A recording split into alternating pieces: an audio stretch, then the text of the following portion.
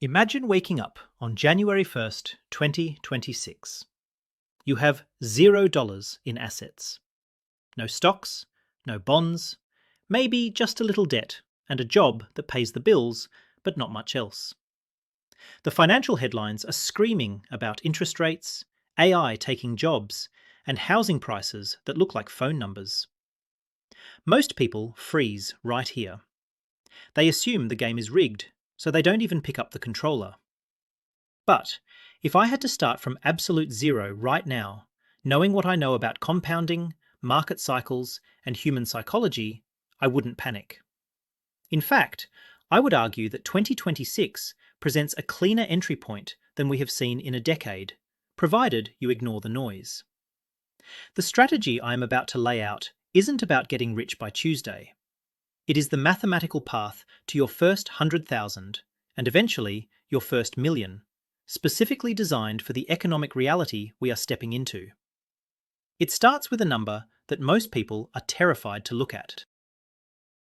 Before we open the spreadsheet, I need to make a deal with you. I am going to break this down into 4 specific phases: the foundation, the engine, the portfolio, and the tax shield. This is a complete roadmap. I'm not selling a course at the end of this. The only cost of admission is your attention. If you want to treat this channel like a peer review session for your finances, go ahead and subscribe. I aim to give you the highest return on investment on your time on YouTube. Now, if I am starting at zero, the first thing I have to address isn't which stock to buy. It is the invisible anchor dragging me backward. I call this the negative compounding trap, and it is usually disguised as a monthly payment. There is a pervasive myth that you can out-invest your bad habits. I see people all the time asking if they should put money into a crypto coin or a tech ETF while they are sitting on credit card debt. They think, well, if the market does 10% and my debt is 20%, I can just catch up later. This is the financial equivalent of trying to fill a bucket that has no bottom. If I'm starting fresh, I have to accept that my net worth isn't zero. It is negative. And until I fix that, the stock market is off limits. It sounds harsh, but mathematically, paying off a 20% credit card is a guaranteed 20% return. You cannot find that in the stock market without taking risks that could wipe you out. Let's run the numbers, because feelings lie, but math doesn't. Say you have $5,000 in consumer debt at 24% interest. If you make only the minimum payments, you will end up paying back nearly double that amount over the next decade. Meanwhile, if you took that same monthly payment and invested it, sure, you might make some gains, but the interest drag is literally eating your future. In 2026, with interest rates likely stabilising but not returning to zero, the cost of borrowing is real. Every dollar of interest you pay is a dollar that isn't compounding for you. My strategy at zero is aggressive. I am not an investor yet. I am a debt destroyer. The math dictates that I must clear the decks before I try to build the house. Here is the twist that catches people. We keep debt around because it feels manageable. It is just a monthly line item, like Netflix or the water bill. We normalise it. But psychologically, debt creates a scarcity mindset. When you owe money, you are afraid to take career risks. You are afraid to ask for a raise because you can't afford to lose the job. You are afraid to move cities for a better opportunity. The true cost of that debt isn't just the 24% interest. It is the opportunity cost of the life you are too scared to live because you are shackled to a bank. Clearing this isn't just a financial move. It is a psychological unlock that allows you to play offense later. So, the protocol for phase 1 is simple. I list every single liability from highest interest rate to lowest. I ignore the balance size, I only care about the rate. This is the Avalanche method. I throw every spare dollar at the highest rate debt while paying minimums on the rest. I sell things I don't need. I downgrade subscriptions. I treat this like a hair-on-fire emergency. Once that high-interest debt is gone, I don't celebrate by buying a watch. I take that entire monthly payment amount and I get ready to pivot. But wait, before we put that money into the market, there is a massive trap that 90% of new investors fall into. You might think, okay, debts are paid, time to buy the S&P 500. If you do that, you are statistically likely to fail within 18 months. Why? Because life happens. The car breaks down. You need a root canal. If your money is tied up in stocks and the market is down when your car breaks, you have to sell at a loss to fix the car. You just locked in a loss and destroyed your compounding. We need a buffer. The common belief is that cash is trash. Influencers will tell you that inflation is eroding your cash, so you need to be fully invested at all times. While inflation is a concern, cash serves a different function in the early stages. It isn't an investment, it is insurance. If I am starting in 2026, I am building a cash fortress before I buy a single share of stock. This is my sleep well at night fund. It needs to be liquid and it needs to be boring. People hate this part because it feels like you aren't making progress. You see the number in the savings account and it doesn't move much. It feels stagnant. But that stagnation is actually stability. Let's look at the math of having a buffer versus not having one. Imagine two investors. Investor A puts everything into the market. Investor B keeps $10,000 in a high-yield savings account earning 4%. The market corrects by 20%, which happens on average every few years. Then, both investors lose their jobs.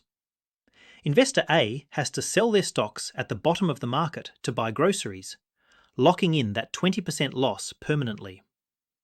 Investor B uses the cash buffer, leaves their portfolio untouched, and waits for the recovery. By the time the market bounces back, Investor A is broke and Investor B is whole. The math favours the person who never has to sell at the wrong time. There is a deeper psychological layer here. When you have 3 to 6 months of expenses sitting in a bank account, you walk differently. You negotiate differently at work. You aren't desperate. This prevents you from making emotional financial decisions. Most bad investing comes from panic, selling when things are red, or buying when things are green because of FOMO. A cash buffer creates a physiological gap between stimulus and response. It allows you to look at a market crash and see a sale rather than a catastrophe. Without this buffer, you are trading with your emotions, and the market will absolutely bankrupt you for that. The protocol here is non-negotiable.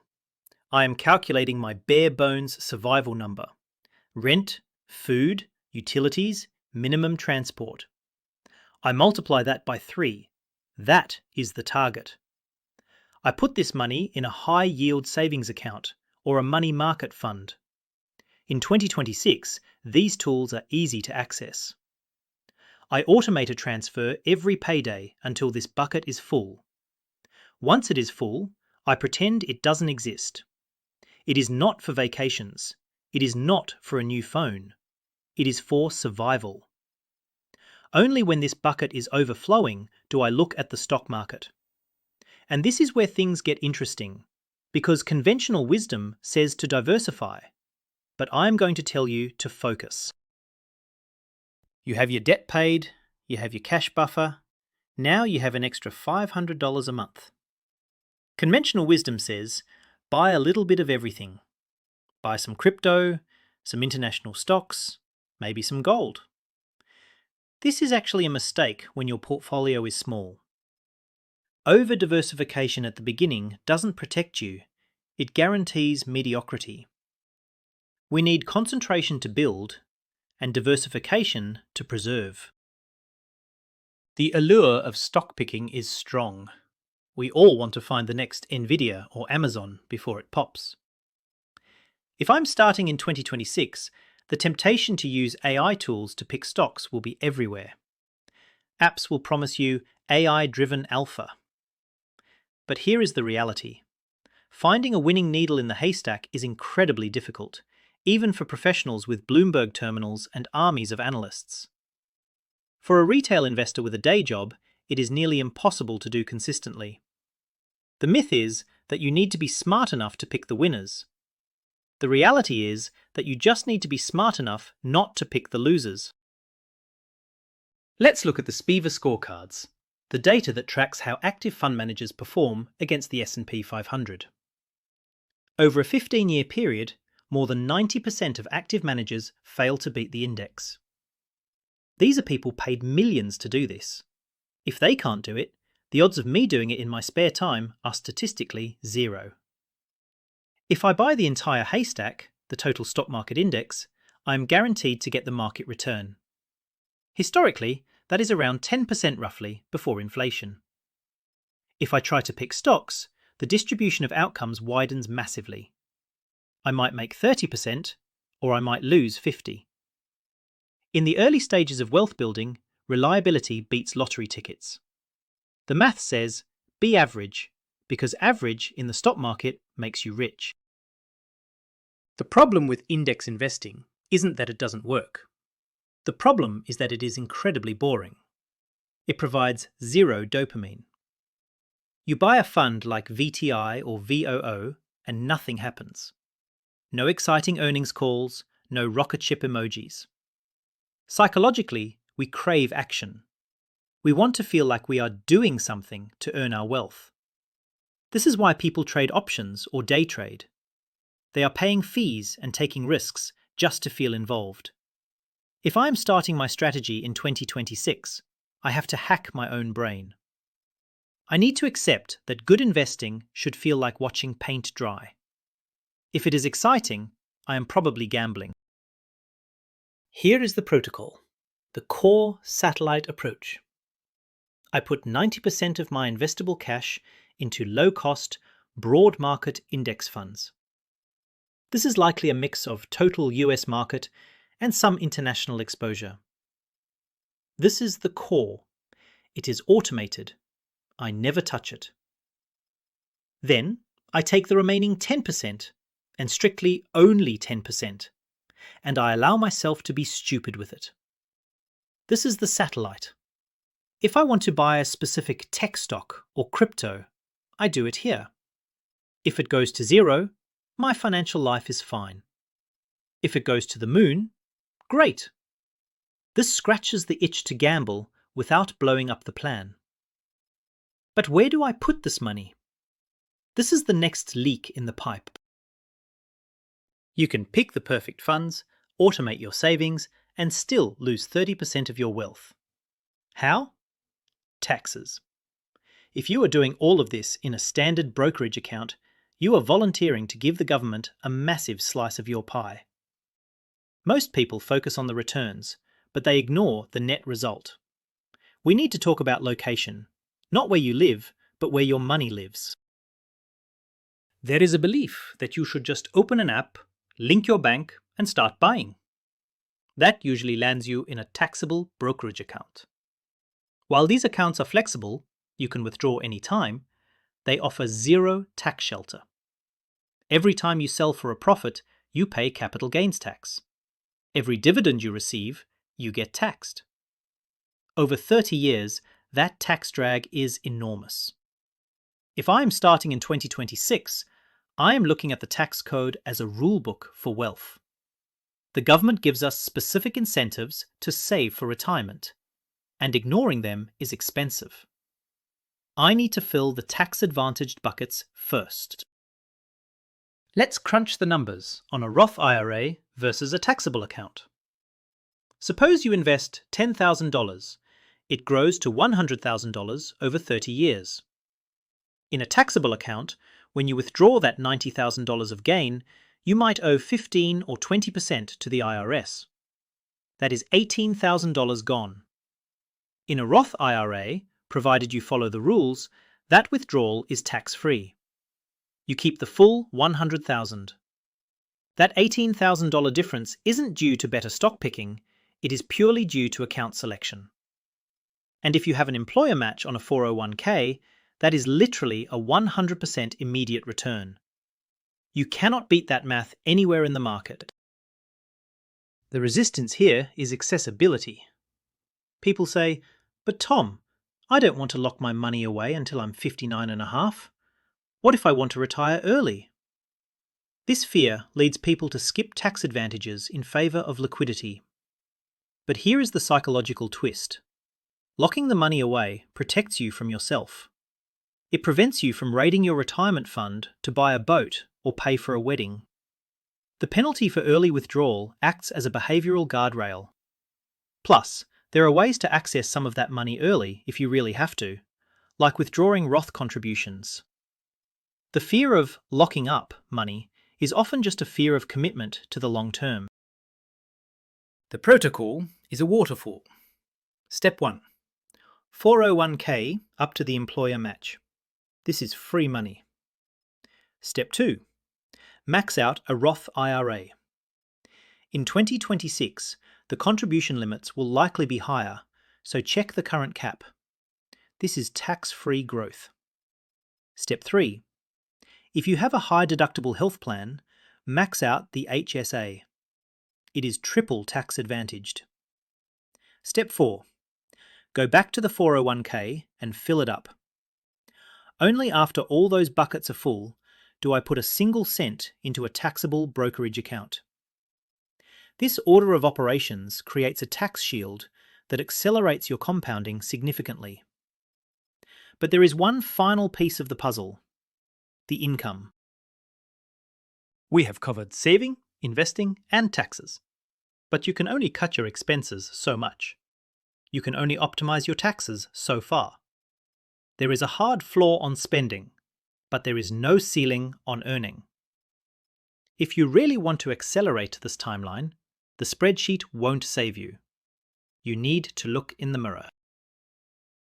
We are told that if we just stop buying lattes, we will be rich. This is the latte effect myth. Sure, wasteful spending is bad, but you cannot budget your way to wealth on a $30,000 salary in 2026. Inflation makes the cost of living a moving target. If I focus 100% of my energy on clipping coupons, I am playing a defensive game. Defense prevents you from losing, but offense is how you win. My strategy requires me to shift my mindset from "how do I save $5" to "how do I earn $5,000?" Consider the math of a side hustle versus a career pivot. Driving for a rideshare app might net you $20 an hour after expenses. It is linear income. You stop driving, you stop getting paid. But learning a high-leverage skill like data analysis, specialized sales, or technical coding can bump your primary salary by $20,000 or $30,000 a year, recurring. That salary bump counts for 401k matches, Social Security credits, and future raises. A 10% raise on a $50,000 salary is worth far more over a lifetime than a weekend gig. The math says to invest in your primary income engine first. The psychology here is tricky because learning new things is hard. It is easier to drive a car for cash than it is to take a certification course at night. We gravitate toward low-friction income. But low friction means low barrier to entry, which means low pay. If I am starting at zero, I have to embrace the discomfort of being a beginner again. I have to be willing to look stupid while I learn a new trade or skill. The comfort zone is where your financial dreams go to die. So, here is the final protocol: the skill audit. I look at my current job and ask, what is the one skill that, if I mastered it, would make me undeniable? Maybe it is public speaking. Maybe it is project management software. I dedicate 1 hour a day, the time I would have spent scrolling TikTok, to mastering that skill. I use free resources online. In 6 months, I use that new leverage to ask for a raise or apply for a higher tier role. Increasing your shovel your income, makes every other step we discussed today work 10 times faster.